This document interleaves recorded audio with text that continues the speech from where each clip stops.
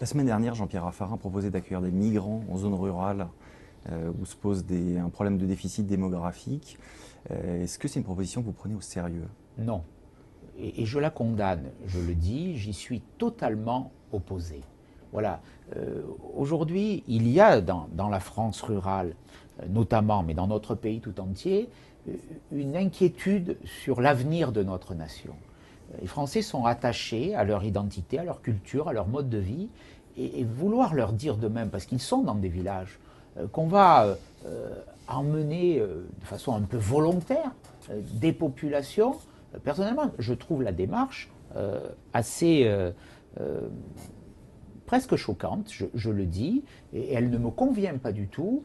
C'est une erreur, je dirais même que c'est une faute. Voilà, il y a une libre circulation pour ceux qui ont un titre de séjour dans l'Union européenne.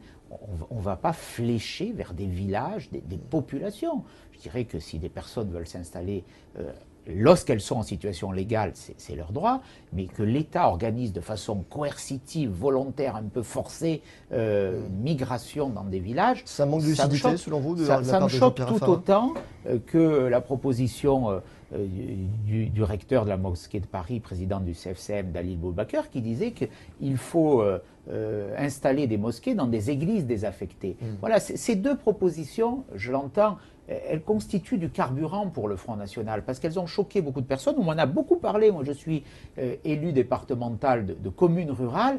C'est une incompréhension totale qui reçoit cette information.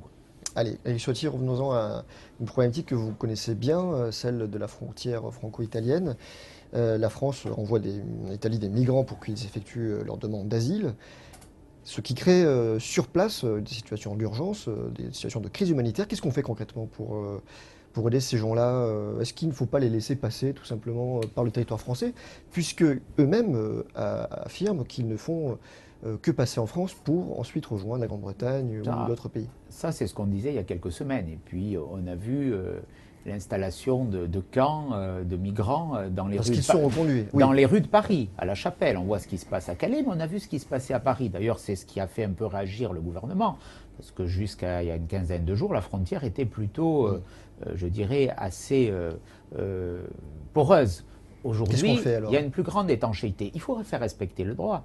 Aujourd'hui, le traité de Dublin dit que les demandes d'asile doivent être traitées dans le pays d'accueil. Donc, les migrants arrivent en Italie ou en Grèce, leurs demandes doivent être traitées en Italie. Et avec des procédures très claires. Aujourd'hui, les Italiens ne respectent pas ces procédures.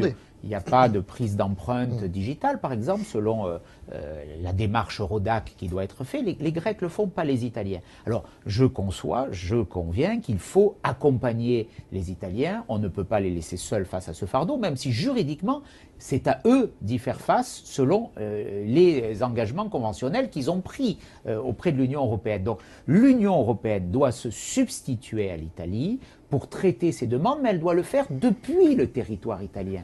Une fois que les migrants sont arrivés sur le territoire européen, c'est trop tard. On voit bien, je le dis une nouvelle fois, dans la mesure où on a quasiment arrêté les procédures d'expulsion, on va favoriser sans fin le processus de migration. C'est un appel d'air à la migration, ce qui se passe aujourd'hui. Donc oui, aujourd'hui, il faut respecter les procédures et donc ces contrôles à la frontière franco-italienne, 1436 interpellations la semaine dernière, des réadmissions vers l'Italie quand l'origine italienne est prouvée. Aujourd'hui, les Italiens le contestent avec une certaine dose de mauvaise foi. Oui. Il faut, mais c'est vrai, je le redis, il faut les accompagner. L'Union européenne doit financer des centres de rétention dès l'arrivée sur les côtes européennes.